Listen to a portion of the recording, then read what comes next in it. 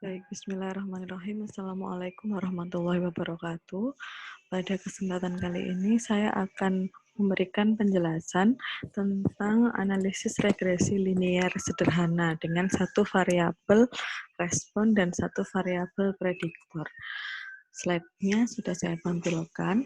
Yang pertama kali harus kita kenal pada analisis regresi adalah tentang variabel. Nah, analisis regresi sendiri adalah metode statistika yang digunakan untuk mengetahui hubungan fungsional linear antara satu variabel respon dan satu variabel prediktor. Variabel respon juga biasa disebut variabel dependent atau Y. Jadi Y itu adalah variabel yang dipengaruhi. Kalau X adalah variabel prediktor atau disebut variabel independen, yaitu variabel yang mempengaruhi. Jadi ini yang harus kita pahami terlebih dahulu.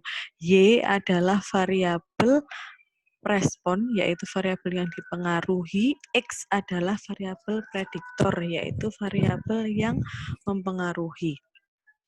Kalau di analisis regresi linear sederhana, X-nya hanya ada satu, dan Y-nya hanya ada satu. Nanti kalau di analisis regresi linear berganda, Y-nya satu, tetapi X atau variabel yang mempengaruhi itu lebih dari satu. Bisa 2, 3, dan lain sebagainya. Ini adalah persamaan regresi linear apabila nanti sudah selesai dilakukan analisis, yaitu Y sama dengan alfa plus beta X. Alfa adalah koefisien, dan koefisien slope B-nya adalah koefisien yang didapat, koefisien dari variabel X-nya. Nah, ini adalah persamaan garis regresinya. Maaf, A itu intercept, B-nya adalah slope. A itu menjelaskan Y-nya, B itu menjelaskan pengaruh variabel X yang digunakan. Nanti akan lebih jelas saat kita membahas contoh. Nah, intercept itu kan di A. Dia adalah rata-rata variabel Y, karena intercept menjelaskan Y, saat pengaruh variabel X bernilai 0.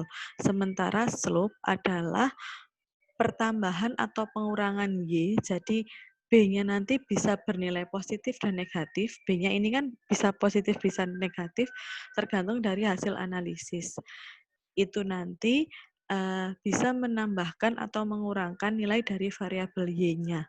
Jadi itu adalah definisi dari slope. Nah, koefisien regresi ini yang akan kita hitung.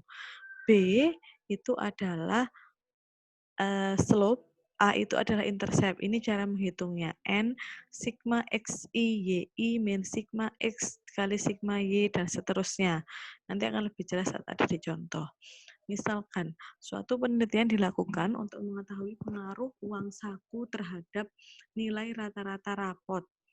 Uang saku terhadap nilai rapot. Berarti siapa X, siapa Y-nya? X-nya adalah uang saku, Y-nya adalah nilai rata-rata rapot. Karena kita akan mengetahui pengaruh uang saku terhadap nilai rata-rata rapot. X-nya adalah uang saku ini, N-nya ada 9, Y-nya juga ada 9. Harus sama N antara X dan Y. Nah, pertama-tama kita harus menghitung X kuadratnya dulu. Jadi X ini dikuadratkan, X kali Y, X dikalikan Y, kolom ke X dikalikan Y, dan Y kuadrat ini. Nah, untuk B-nya kan persamaannya N dikali sigma XI YI, berarti jumlah kolom X dikalikan kolom Y yang ini, disubstitusikan ke sini. Min sigma X, berarti sigma yang X saja, disubstitusikan ke sini, kemudian sigma Y saja. Kalau sigma Y saja berarti yang kolom ini disubstitusikan ke sini. Nah, sigma XI kuadrat, berarti X yang dikuadratkan, penjumlahannya disubstitusikan ke sebelah sini, dan sigma X yang dikuadratkan, berarti 205.000 ini dikuadratkan.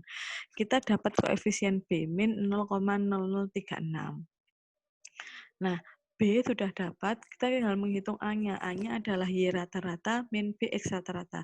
Y rata-rata didapat dari jumlahnya Y, jumlah Y ini 765,86 dibagi 9, 9 adalah N-nya, ketemu 85,1, X rata-rata juga sama, jumlahnya X 205.000 dibagi 9, 22,77,78. A-nya adalah Y rata-rata min B X rata-rata, ketemunya 93,3.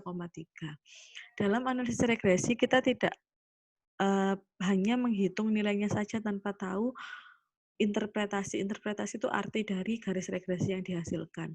Y topi sama dengan 93,3 min ya. Kalau B-nya min berarti di sini ditulis minus. Kalau positif tetap ditulis positif. 0,036 X, 0,0036 X. Kita menginterpretasikan ini dulu. A-nya. Tadi kan Y topi persamaannya kita kembalikan lagi ke sini.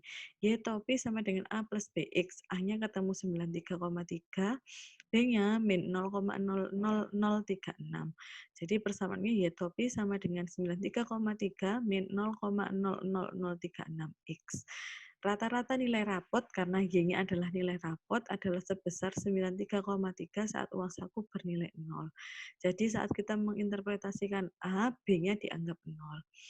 Yang kedua, interpretasi dari 0,0036, setiap penambahan Rp1.000, kenapa 1.000? Karena kalau uang saku naik Rp1 kan sulit diartikan, sehingga ini dikalikan 1.000 dulu. Setiap penambahan Rp1.000 uang saku, maka tidak menurunkan min 0,0036, tapi menurunkan nilai rata-rata rapot sebesar 0,36. Ini yang regresi linear sederhana. Nanti untuk regresi, baik regresi linear sederhana dan regresi linear berganda, itu bisa diselesaikan juga menggunakan software, bisa SPSS, bisa Minitab. Nanti akan saya ajarkan selanjutnya. Ini yang korelasi mungkin nanti kita lewati, nanti kita lanjut di video selanjutnya tentang analisis regresi linear berganda.